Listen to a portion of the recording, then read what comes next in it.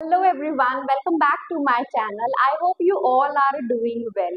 Today in the class, I would discuss few essential and informative phrases which you can use during your conversation and boost your confidence more. The very first phrase I have on the board is firecracker. Fire cracker phrase हम वहाँ use करते हैं जब हमें किसी को बोलना हो कि तुम में बहुत एनर्जी है, तुम अपना हर काम बहुत एनर्जेटिक करते हो। मीन्स फुल ऑफ एनर्जी या फिर फुल ऑफ बीन्स हम बोल सकते हैं। सच एज अगर हमें एग्जाम्पल बनाना तो हम बोल सकते हैं ऋतु इज अ फायर क्रैकर। मतलब ऋतु जो है वो फायर क्रैकर है, मतलब ऋतु में एनर्जी बहुत है। ऋतु अपना हर काम बहुत ही एनर्जेटिक करती है। तो आप फायर क्रैकर फ्रेज से अपना सेंटेंस फॉर्म कर सकते हैं रादर देन अपने बोरिंग और डल वर्ड्स को यूज करें। तो हम लिख सकते हैं यहाँ पर Ritu is in fire cracker girl. मतलब ऋतु जो है वो बहुत ही फुल ऑफ बीन्स या फिर फुल ऑफ एनर्जेटिक गर्ल है। Next phrase I have is loose track of time. Is हम वहाँ यूज करते हैं जब हमें समय का अंदाजा ही नहीं होता। मतलब कभी कभी हम किसी से इतनी बातें करते हैं कि हमें समय का अंदाजा ही नहीं होता कि इतनी देर से हम बातें कर रहे हैं या इतना समय हो चुका है। आजकल काफी सारे लोग जो हैं फोन एडिक्टेड हो गए हैं। वो फोन को इतना यूज करते हैं या फोन में इतना गुम जाते हैं कि उन्हें समय का अंदाजा ही नहीं चलता, समय का अंदाजा ही नहीं होता कि इतना समय बीत गया। तो यहाँ पे अगर हमें सेंटेंस बनाना हो, we can form that nowadays everyone lose track of time while using phone. मतलब फोन को यूज करते समय आजकल लोग इतने ज्यादा गुम जाते हैं कि उन्हें समय का बिल्कुल अंदाजा ही नहीं होता। Next phrase I have is ring a bell. Ring a bell phrase जो है वो बहुत ही इंटरेस्टिंग है और हम अक्सर यूज भी करते हैं इसको हिंदी में। इसका मतलब होता है इससे मुझे कुछ याद आ रहा है, उसे देखकर मुझे कुछ याद आया। कभी कभी हम इस तरीके के सेंटेंस बनाते हैं तो इसका मतलब होता है रिंग अ बेल। जैसे कि तुमने अभी जो बोला उससे मुझे कुछ याद आ रहा है, बट क्या याद आ रहा है एग्जैक्ट नहीं पता। तो वहां पे हम बोल सकते हैं that it rings a bell. ठीक है, मतलब जो भी तुमने कहा उससे मुझे किसी चीज के बारे में याद आ रहा, but exactly picture exactly situation हमें नहीं पता होती। तो वहां पे आप जब भी इस तरीके की वाक्य बनाएं तो उसकी जो इंग्लिश फॉर्मेशन होगी आप इस फ्रेज से बना सकते हैं। जैसे कि इट रिंग्स मी या फिर it rings me a bell. मतलब इससे मुझे कुछ याद आ रहा। जो भी कॉन्वर्जेशन चल रही होगी उस समय पर अगर आपको उससे कुछ याद आए तो आप इस फ्रेज की हेल्प ले सकते हैं। Next phrase I have is take the plunge.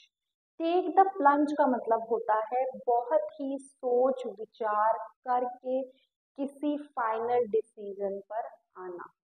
Like I purchased iPhone, post, take और टुक। यहाँ पे आप एक चीज हमेशा ध्यान रखना, जो भी आपके ईडियम्स हैं according to your time, according to your tense change होंगे।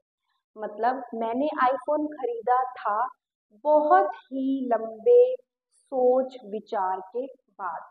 तो मैंने अब आईफोन खरीद लिया तो मैं बोल सकती हूँ यहाँ पे ये मेरा सारा सेंटेंस पास्ट का है। तो I can form the sentence like I purchased iPhone post took the lunch, मतलब लंबे सोच विचार के बाद मैंने आईफोन खरीदा। ठीक है, या फिर हम यहाँ पे कुछ अलग सा बना देते हैं, that she bought a dress post took the plant, मतलब काफी लंबे और सोच विचार करने के बाद उसने वो महंगी ड्रेस खरीदी। आप यहाँ पे ड्रेस के आगे महंगी, कॉस्टली, प्रिटी पेनी वर्ड भी यूज कर सकते हैं। Next phrase I have is snake in the grass. आजकल लोग बहुत हैं, तो be careful. Snake in the grass phrase जो है हम वहां यूज करते हैं जो लोग बहुत ही ज्यादा डेंजरस होते हैं बट दिखाते नहीं। मतलब कि सामने तो बहुत ही स्वीट होते हैं बट असल में जो उनकी रियलिटी होती है वो बहुत ही डेंजरस होती है, बहुत ही खतरनाक होते हैं। मतलब सामने जो है एकदम अच्छे मीठे बने रहेंगे, स्वीट से होंगे, they talk, they behave sweet, polite as well, but असल रियलिटी जो होती है उनकी वो बहुत डेंजरस होती है।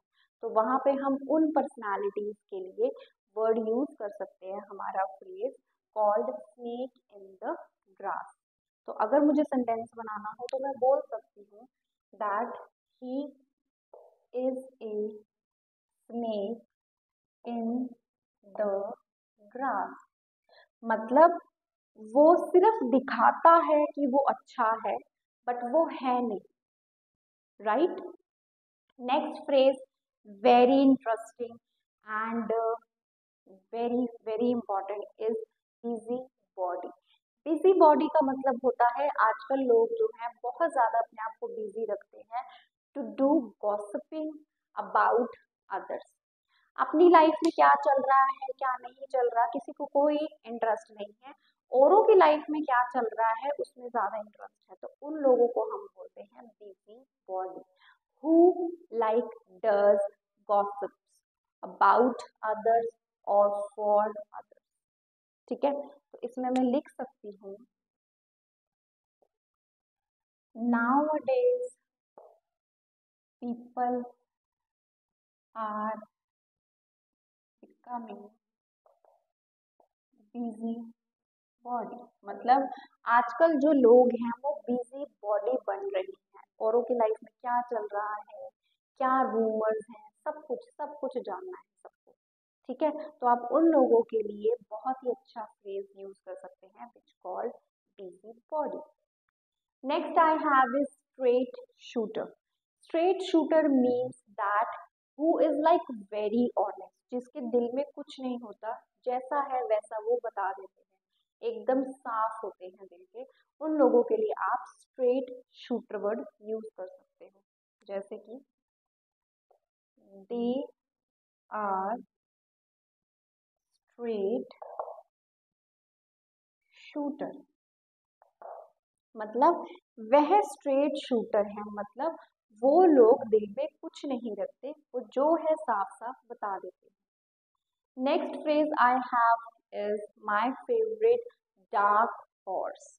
यस, डार्क हॉर्स उन्हें हम कहते हैं, या आप उन लोगों के लिए ये वाला फ्रेज यूज कर सकते हैं जिनको अपना हिडन टैलेंट या अपना सीक्रेट रिवील करना नहीं पसंद, जिन्हें पब्लिसाइज करना नहीं अच्छा लगता। सपोज अगर किसी के अंदर कोई हिडन टैलेंट है या कोई सीक्रेट है और वो उसको गुप्त ही रखना चाहते हैं, नहीं किसी को बताना चाहते, तो हम उन्हें बोल सकते हैं डार्क हॉर्स। अगर कोई स्विमिंग में बहुत अच्छा है या कोई भी अदर एक्टिविटी में, सिंगिंग में बहुत अच्छा है बट वो नहीं किसी को बताना चाहते, तो हम उन्हें डार्क हॉर्स बोल सकते हैं। लाइक मैं लिख सकती हूँ यहाँ पे Ravi is a dark horse. Ravi जो है वो एक डार्क हॉर्स है, क्यों? Because he has a very extraordinary skills of singing, मतलब उसका जो है एक हिडन टैलेंट है, और वो हिडन टैलेंट क्या है कि वो बहुत ही ज्यादा अच्छा है सिंगिंग में, बट उसने ये सब कुछ क्या रखा हुआ है, top secret, right? Second last, I have social. You have to pronounce this word precisely. It is not chameleon, it's social chameleon. Yes, social chameleon वो होते हैं जो अपने आप को बहुत ही जल्दी according to the atmosphere, according to the situation ढाल लेते हैं, फिट कर लेते हैं अपने आप को, मतलब बहुत ही जल्दी अडेप्ट कर लेते हैं हर एक चीज। ठीक है, तो मैं यहाँ पे बोल सकती हूँ that I am a social chameleon, मतलब मैं बहुत ही जल्दी हर एक सिचुएशन में फिट हो जाती हूँ, मतलब जिस तरीके का ग्रुप है, जिस तरीके की सिचुएशन है, I am ready to adapt that atmosphere. तो उन लोगों को, उन पर्सनालिटीज को हम सोशल कैमिलियन बोल सकते हैं। Last but not the least phrase of the day is thick skinned. Thick skin की अगर हम हिंदी देखें तो थिक स्किन की हिंदी होती है मोटी चमड़ी। आप समझते हैं कि इससे क्या मतलब है।